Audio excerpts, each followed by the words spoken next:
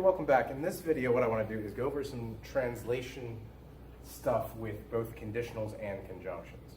We're going to work on translating them, and more importantly, or just as importantly, we're going to work on grouping them together using the parentheses that I was talking about. So what I've done on the board so far here is I have 3 compound statements we're going to translate. You'll have problems like this on your quizzes as well. So what we need to do is translate each one. Each one is one sentence with multiple statements inside there. You might say, if you read English, maybe you might say there's multiple clauses. What we're going to do is, on the board, I have things circled in red that are indicative of connective language. You'll see your ifs, your thens, your ands, and even some commas in there that imply something else will be there. Everything that you see circled in red on the board, if you have this on a quiz, it would be italicized to indicate the exact same thing. And all the simple statements hiding in there, I have underlined in blue. On your quizzes, they will be probably underlined and emboldened instead of this. But remember, what those mean is you take the first letter of that and the first letter of the underlined word, and which one I've selected is entirely arbitrary, and that stands for the entire statement itself. So for example, that first one, you see classes there.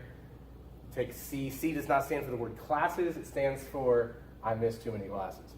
How do we represent that? C. So with that in mind, let's work on this first one. It says, if I miss too many classes and bomb the exam, I'll fail the class and will have to retake it. Well, let's start working on that. First word we see is if. What that tells us is this is going to have an arrow in it. And then whatever follows if goes on the left side of the arrow until we get to the then. Now if you read this, you'll see there's no then here. That's what this comma is doing. The comma is indicating to you the then is here. We would almost make a, almost said audible, but I guess a pause would itself not be audible. You might stop and take a breath here. If I miss too many classes and bomb the exam, I'll fail the class and we'll have to retake it. So whatever's following that is going to be on the right side of the arrow. Whatever came before that and after the if is going to be on the left side of the arrow. What comes after the if but before this? I missed too many classes. What's that? C. But that's not all. It says if I missed too many classes and bomb the exam. So, and bomb the exam. Now, already, this is not a well-formed formula. Now, this is related to that notion of dyadic formalizations that I talked about a couple videos ago. This is all on the left side of the arrow, and as it is, there's no way I would know that. So what I need to do is, this is a unit being grouped together, saying all of this stuff goes on the left side of the arrow. The parentheses let us know that. All of this stuff together. Both of these things are part of the if. If I miss too many classes and bomb the exam, then whatever's going to follow. So if these two conditions are met, then the rest is going to result. What's the rest? I'll fail the class and we'll have to retake it. Okay, no more letters left. Is this done? Nope. Why not? It's not dyadic. In fact, it's triadic. We got a left side, a middle, and a right. And thus, it's not well formed. So what do we got to do? Well, everything that came after this is itself a unit. I'll fail the class and we'll have to retake it. That's itself the necessary condition, what follows the right side of the arrow. So we have to indicate, hey, all this is stuff. If all this happens, then all this will happen. Done. And that translation is complete. Next one. If you understood Latin, then if you'd read Ovid, you'd get the joke and laugh. So what do we got here? If you understood Latin, then if. Whoa. Okay, so here's what we got. Whatever follows if goes on the left side of an arrow. So we'll make an arrow. U goes on the left side of that. Then we see then if. What that means is, here's what the then tells you, here's what's following this arrow, and it's telling you immediately, now another arrow begins. So whenever you see if, blah, blah, blah, then if, go ahead and draw 2 arrows. And you also know that whether it's parentheses or brackets, having read ahead, I know that it's going to be a bracket here. But you know if when you see then if, it also means you need to start making some sort of parenthesis or bracket now. Something is being grouped. This is part of a bigger right side of this arrow. So you see if, something, something, something, then if.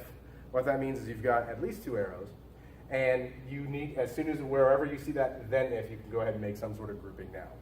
Now, if you didn't know the brackets were going to be there, you can stick the parentheses there and you can edit that later. You could also go the British way about it and do nothing but parentheses, but I think that ends up being kind of confusing. Well, what do we need to do now that we've got that?